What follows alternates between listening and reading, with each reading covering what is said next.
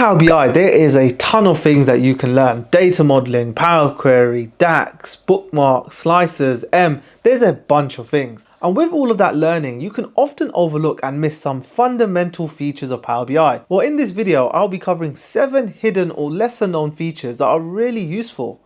And personally, I'm quite curious, how many of these features did you know? So do let me know in the comments, and with that, let's just go straight into the video. If you've ever built different reports, you will know some of them can have a lot of pages. And when you're navigating between those pages, it can become really difficult as a developer and really painful. Well, what you can do is by right clicking the navigation icon, it will open a pop-up that allows you to select your page. Really useful to know. I wish I had known that one sooner. Number 2, and a lot of people don't know this, but Power BI tables can be sorted by multiple columns. By holding shift across multiple columns, it will hold your filters. So if you select your first column, hold shift and select another one, it will sort that second column as well by your first, and then whatever your sort is by your second, third, fourth, etc. Number 3, bulk editing your DAX measures. This one is really useful. If you've ever written a DAX calculation where you're referencing the same column multiple times and you've ever had to make an adjustment, you have to go find that column in your script multiple times.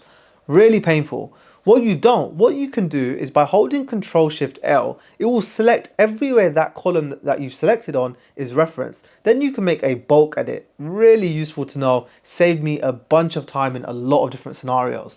Number 4, visual alignment. When you're building your report pages, you don't have to drag and manually try to get the alignment right in your visuals. What you can do is by selecting your visuals, then going to format, then aligning horizontally or vertically, depending on your scenario, it will fill in that space and align it perfectly. The way that it works is you will have your first position and then your end position, and then whatever's in between, it will align it between those points. Really useful, and you can do that both horizontally and vertically. Number 5, if you've ever built a report that has lots of different measures, it can be quite difficult to find those measures and it just becomes really messy. Well, you can create dedicated measure tables, and it's really simple to do. By creating a new table, you can then move your measures or create new ones in that table. And by deleting column 1, it will place a calculator symbol and make that a measures table. Really useful feature, and it's great for organizing your data sets. Best practice even. Number 6, and this is related to navigation again. In Power Query, when you have really wide tables, it can be a pain to scroll across those tables. It's just a pain.